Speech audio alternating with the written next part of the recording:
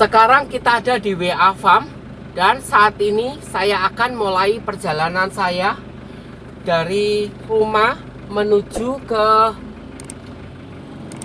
WA Farm. Nah, kira-kira ke lahan itu membutuhkan waktu 40 menit.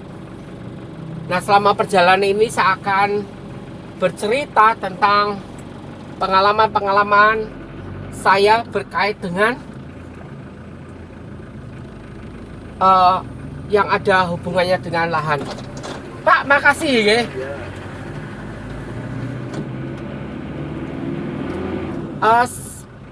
Pada kesempatan ini saya ingin bercerita tentang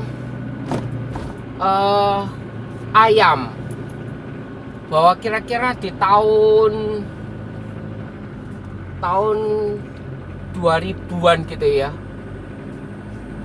Saya udah lupa tepatnya tahunnya itu berapa kayak gitu ya. Nah, saya pernah berternak ayam untuk pemotongan. Jadi waktu itu di Bali, di daerah Gianyar, di Tulang Bawang itu kita sewa lahan di sana. Terus kemudian kita kembangkan untuk ayam, jadi penggemukan ayam kayak gitu. Nah, itu sifatnya itu kemitraan gitu. Jadi ada mitra yang memberi kita untuk DOC, terus kemudian juga pakannya, obat-obatan, dan semuanya dia yang sediakan. Nah, tugas peternak itu hanya untuk mengembangkan sampai besar, terus kemudian berapa banyak biaya yang dikeluarkan, ya itu harus dibayar terlebih dahulu, dan sisanya itu menjadi keuntungan kotor bagi para peternaknya. Dan itu nanti dibagi, masih harus dibagi lagi dengan anak kandang yang ada di sana kayak gitu. Jadi kira-kira itu seperti itu gitu. Nah, di sana itu juga satu hal yang baru buat saya kan. Sebab itu dikenalin sama temen yang mereka sudah punya peternak-peternak binaan kayak gitu, dengan maksud supaya saya pun boleh dibina sehingga bisa turut merasakan keberhasilan yang ada. Nah, seperti itu gitu. Nah, yang terjadi itu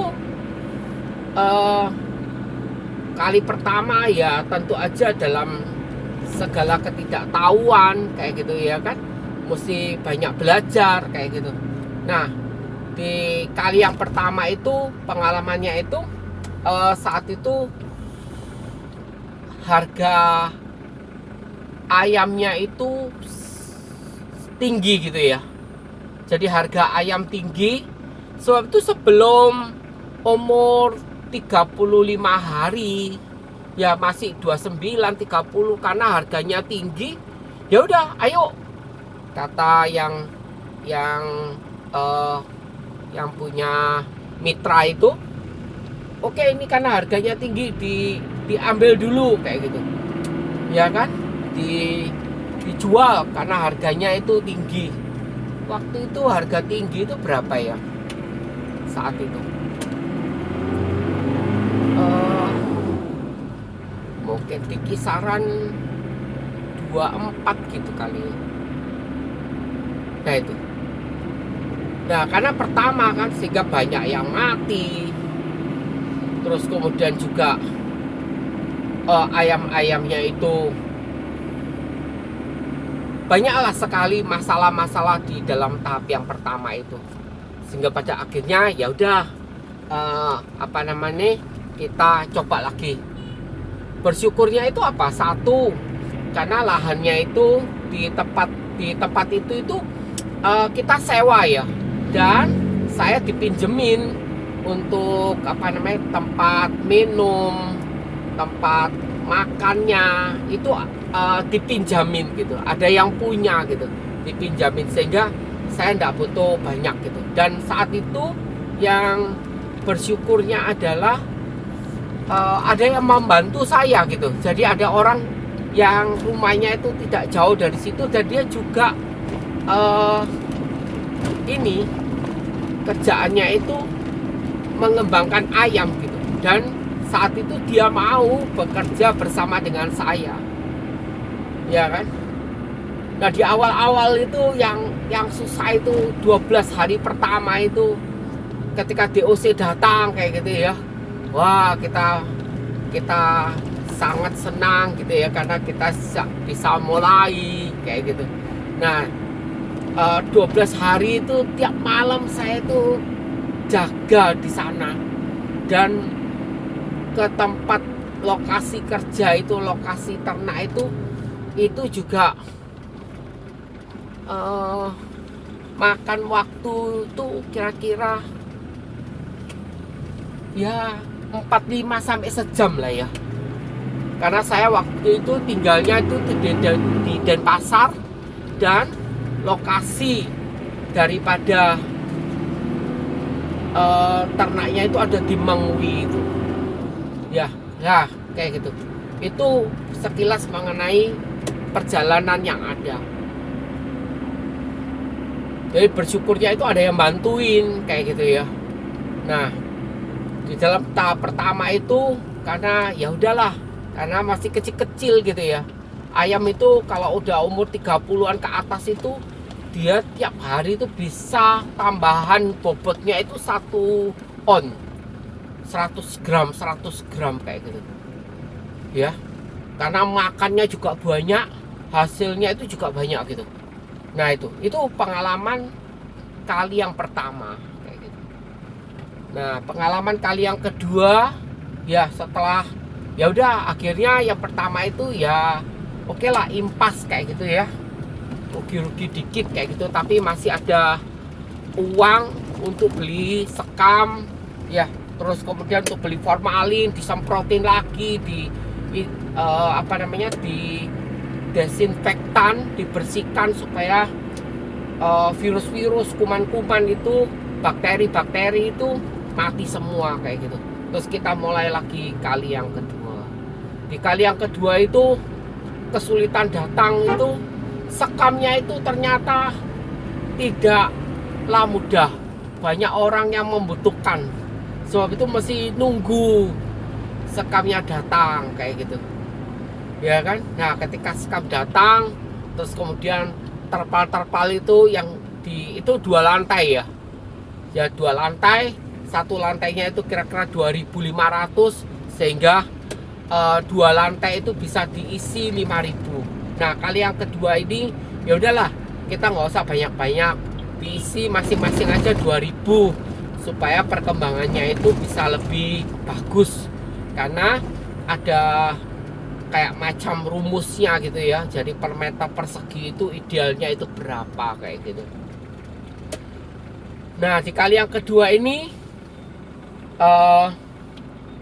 kita udah siapin semuanya, kita udah atur, kita udah kasih makan dengan pengalaman kali yang pertama itu udah lebih baik kayak gitu. Nah kali yang kedua ini ketika udah mau panen kayak gitu ya, ternyata harganya itu jatuh, harganya murah sekali kayak gitu. Sebab itu ya udah ditahan dulu ya, nanti tunggu sampai harga itu bagus. Apa yang terjadi gitu ketika ayam itu sudah umur 35, 36 kayak gitu ya, sampai 40 hari kayak gitu, itu ayam itu bobotnya terus bertambah, makannya makin banyak kayak gitu, jalannya itu kayak ibarat orang itu sempoyongan gitu ya, nggak bisa lincah, nggak bisa dengan baik berjalan kayak gitu.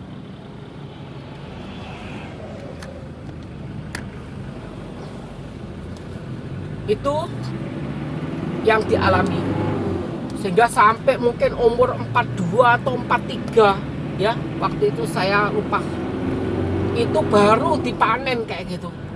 ya.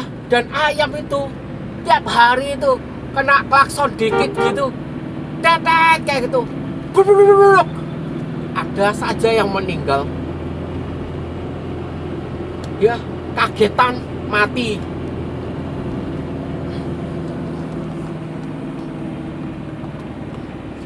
Nah, itu pengalaman beternak ayam itu. Nah, sampai ada yang apa namanya, TPL-nya itu kasih tahu, Pak, kalau mau untung itu caranya itu harus ya ini, maksudnya itu harus lebih kreatif lah. Bahasa positifnya itu lebih kreatif, bahasa negatifnya itu ngakali, ya kan? Cara gimana? Yaitu ketika DOC datang, kita juga beli DOC dari luaran. Jadi kalau misalnya dari mitranya itu 2000, kita sendiri masukkan 500 ekor. Nah, tumbuhkan bersama-sama dengan yang 2000 plus 2000 itu 4500 itu ditumbuhkan bersama-sama, makan ikut dari punyanya mitra. Terus kemudian nanti kalau misalnya harus divaksin ya dicampurkan di situ, ikut divaksin kayak gitu. Nah, nanti kalau sudah panen umur 35 kayak gitu kan, lah di hari yang ke-34 itu, nah yang 500 ekor itu dikeluarkan dulu, dijual di pasaran kayak gitu, mungkin lebih murah 1000 atau 1500 dari harga pasaran. Maka tentu ada orang yang menampung, dan itulah yang dipakai sebagai keuntungan daripada saya sebagai peternak. Nah, terus ke nanti perkara ayamnya yang ada itu 4000 atau tinggal 3800 atau 3500, ya udah ya itulah kenyataan yang ada kayak gitu.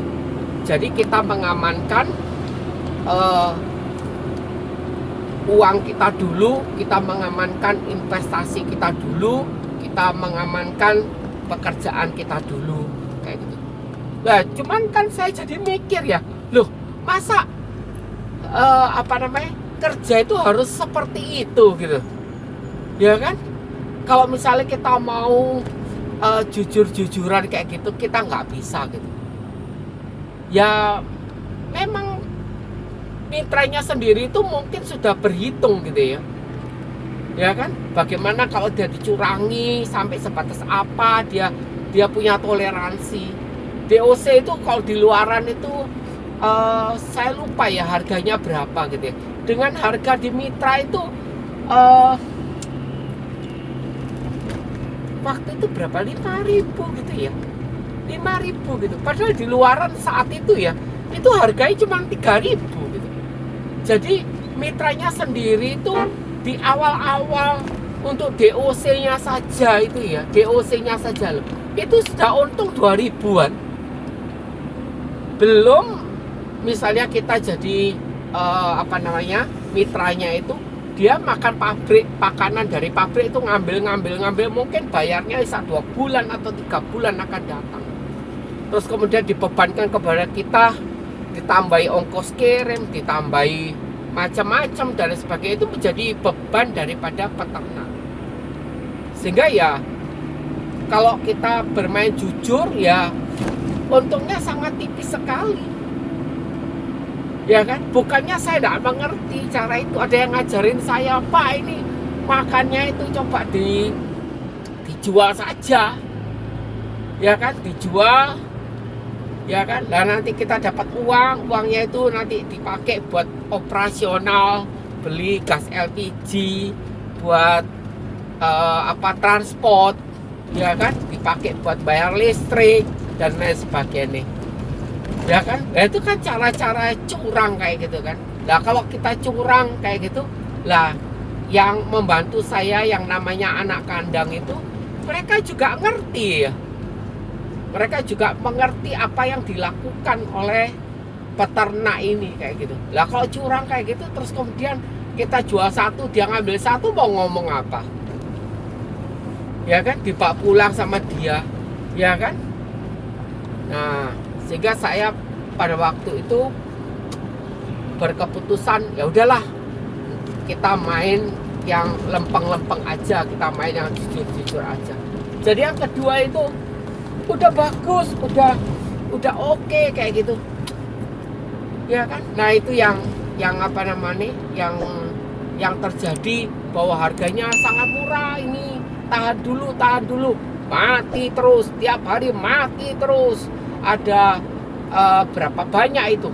Nah, kalau waktu itu mungkin kita juga punya kolam lele gitu sih mah enak ya. Ya, lele nggak usah dikasih makan, dikasih ini aja, apa namanya, ayam yang mati itu gitu. Tapi waktu itu kan belum sempat kepikir ya untuk seperti itu gitu. Ya udah kayak gitu. Jadi yang kedua itu ya ada untung cuma sangat tipis sekali kayak gitu. Ya kan, kalau semua diperhitungkan kayak gitu ya pastinya rugi ya. Saya 12 hari meninggalkan keluarga, tinggal tidur bermalam di mobil, jagain di apa namanya, anak-anak ayam itu yang masih kecil-kecil. Takutnya nanti kalau LPG-nya habis itu harus diganti supaya ayamnya itu tidak kedinginan, seperti itu. Itu pengalaman kali yang kedua kayak gitu. Nah, berikutnya oke, kita coba lagi untuk yang ketiga kalinya kayak gitu. Di kali yang ketiga ini saya makin tidak happy gitu ya. Ya kan? Nah, kok kayak gini ya, kayak gitu.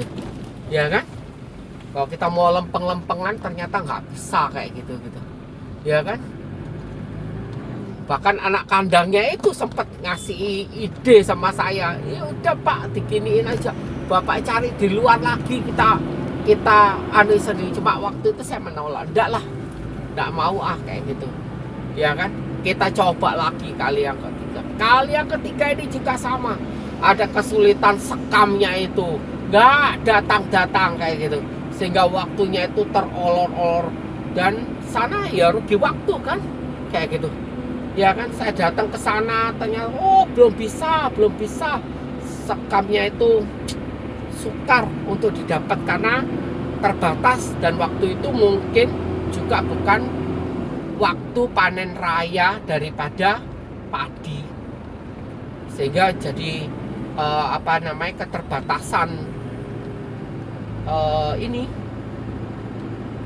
sekam yang ada. Sekam datang, DOC datang, kita mulai dari hal awal lagi. 12 hari pertama itu karena itu menentukan gitu ya.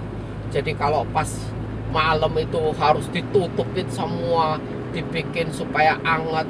Di sana dikasih apa namanya, lampu ya yang terbuat dari ini gas LPG itu, ya kan, dipinjemin juga kayak gitu kan, supaya suasananya sekitarnya itu jadi hangat kayak gitu.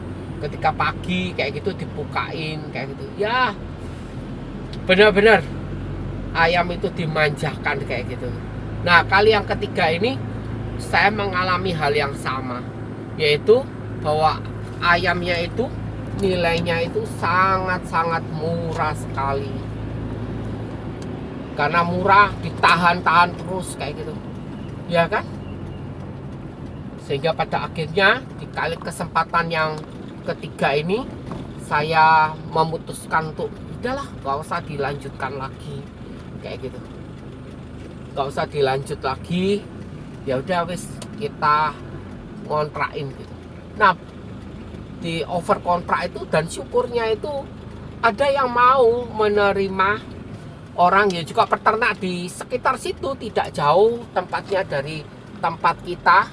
Nah, orang itu mau apa namanya, mau menggantikan posisi kita gitu. mau menggantikan posisi kita. Sebab itu ya udah, apa namanya, dia yang meneruskan untuk periode-periode berikutnya.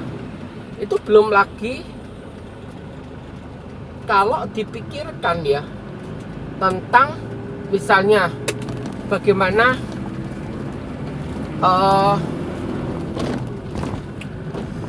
yang ngambil ayam itu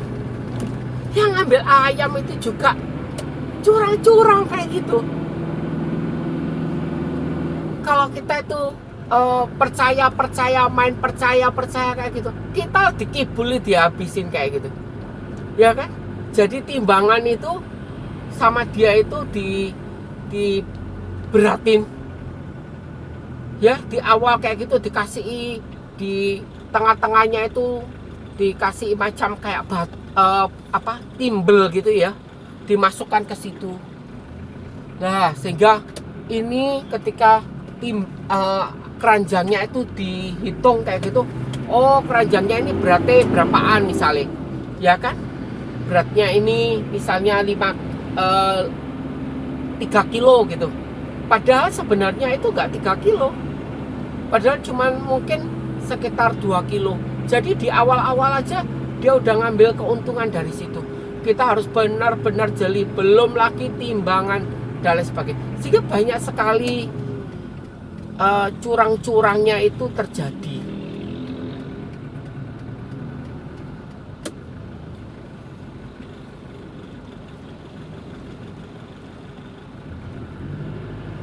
Nah itu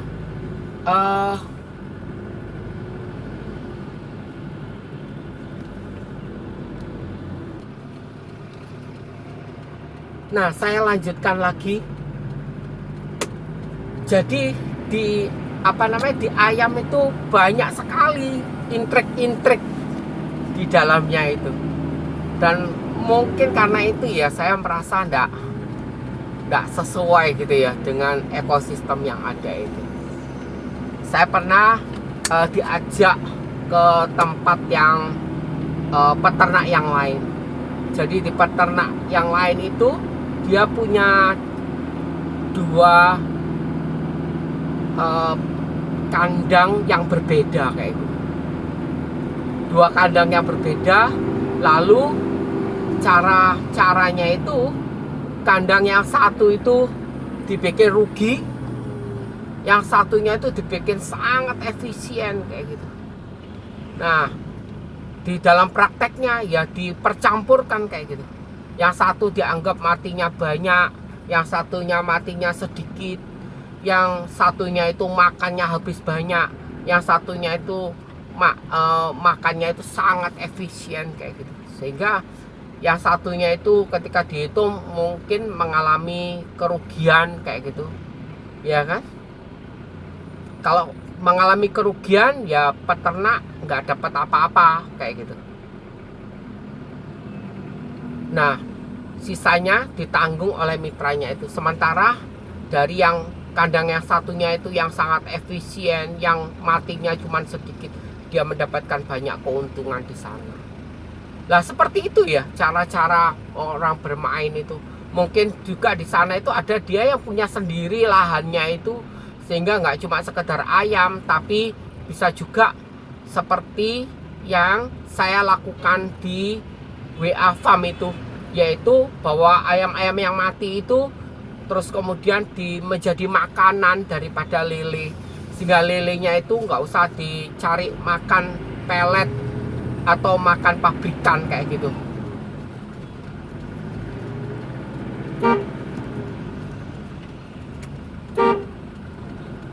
Itulah sekelumit tentang usaha budidaya ayam itu.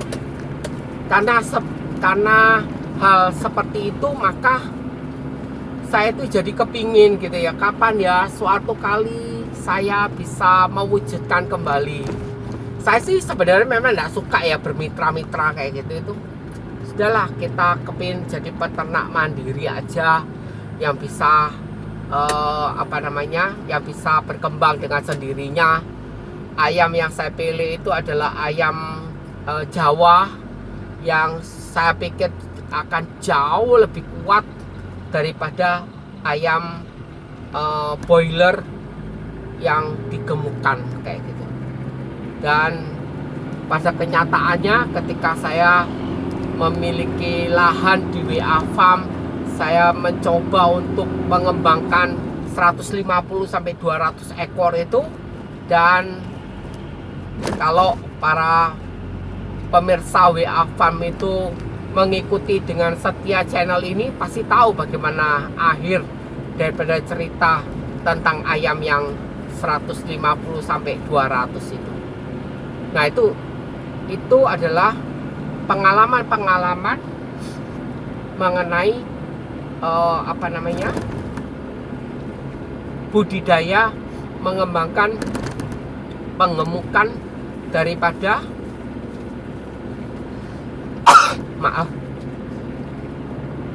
ayam boiler. Ada suka duka, ya kan? Saya hampir tiap hari waktu itu ya beternak itu, dari pagi jam 6 pagi itu ya. Baik, kita lanjutkan. Tadi HP saya karena terlalu banyak terpapar sinar matahari sehingga menjadi panas dan hang. Nah, sekarang saya akan teruskan lagi di sisa-sisa waktu yang ada ini ya. Jadi itulah sekelumit tentang pengalaman saya beternak pengemukan ayam ya di daerah Mengwis itu, Desa Tulang Bawang. Dari apa yang ada itu menjadi satu pengalaman ya, bahwa hidup itu butuh konsistensi, butuh kesungguhan. Apa kalau kita sudah sungguh-sungguh pasti berhasil?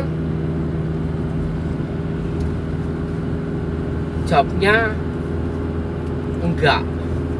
Tapi kalau kita nggak sungguh-sungguh, sudah pasti tidak berhasil.